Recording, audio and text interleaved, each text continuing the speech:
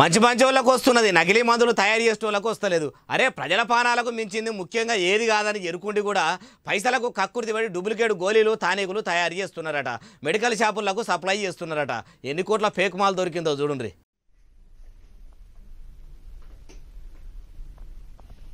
పత్రాలు ఉన్న ఈ గోళీలే నకిలీ అట. మీదికి చూడ ప్రభుత్వం నుంచి అనుమతి పొందిన అసలు గోళీల ప్యాకెట్ల లెక్కలనే ప్యాకింగ్ చేస్తున్నారట, అమ్ముతున్నారట. వీడికి ఎన్ని వేల కోట్ల మందులు తయారు చేసి మందిపానాలు తీసిండ్రో గాని ఇప్పుడు మాత్రం ఇవే దొరికినాయి. 7 కోట్ల కంటే ఎక్కువనే విలువ చేసే గోళీలను మెడికల్ షాపులకు పంపిర్రట. ఈ ముచ్చటెరకైన టాస్క్ ఫోర్స్ పోలీసులు తానీకులు గోళీలు తయారు చేసే కంపెనీలకు పోయి ఇగో ఇట్లా అడ్డం పొడుగు నిలువు దొరకబడితే బడివేగాల్లో చూడండి, నాలుగు తలకాయలు వేసుకొని ఎట్లా చూస్తుర్రు. ఈ బుద్ధి డూప్లికేట్ మందులు తయారు చేసినప్పుడు ఏడికి పోయిందో. మందిపానాలతో పైలా పచ్చి సాడుతున్న వీళ్లకు ఏదైనా గట్టి శిక్ష చేయాలి. లేకుంటే వాళ్ళు తయారు చేసిన గోళీలు వాళ్ళతోనే తినిపిస్తే పేషెంట్ల బాధ ఏందో తెలుస్తుంది, వాళ్ళ రోగం కూడా కుదురుతుంది అంటారు ఈ ముచ్చట తెలిసినోళ్ళు.